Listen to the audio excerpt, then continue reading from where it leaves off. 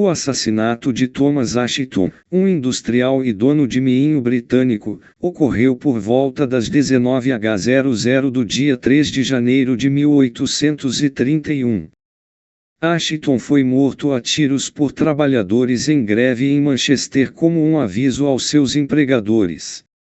O ataque ocorreu em meio às crescentes tensões da era vitoriana devido à Revolução Industrial e ao surgimento subsequente dos movimentos cartistas e sindicais para combater a pobreza extrema das principais cidades industriais, como Manchester, na época.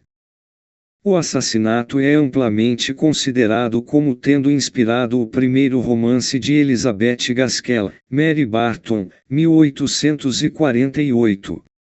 Gaskell, no entanto, negou que tenha baseado o livro na morte de Ashton. 3 homens foram implicados no crime: James Garcid, Joseph Mosley e William Mosley. Os homens confundiram Thomas com seu irmão Samuel, um gerente do meinho. O juiz e o júri decidiram que Garcid havia puxado o gatilho, apesar de ter sido sua informação que originalmente levou às prisões. Foi decidido que ele esperava culpar seus cúmplices.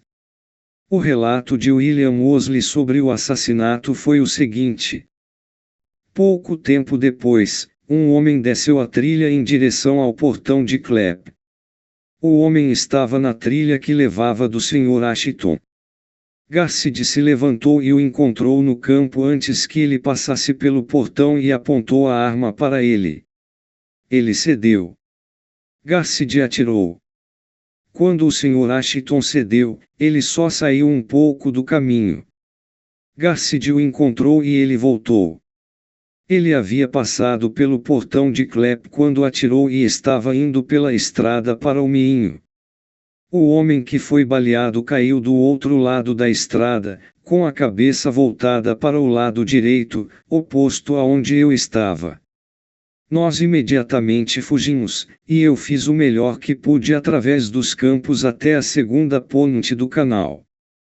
Como um centro do capitalismo, Manchester era frequentemente palco de revoltas trabalhistas e apelos por maior reconhecimento político pelas classes trabalhadoras e não tituladas da cidade, resultando em eventos como o massacre de Peterloo em agosto de 1819. O ano anterior à morte de Ashton também viu grandes levantes e rebeliões contra a burguesia na Revolução de Julho da França, que estimulou a progressão radical e cartista na Inglaterra. William Mosley contou que quando perguntou a Garcid em qual dos Ashtons ele havia atirado, a resposta foi: não importava qual era um deles.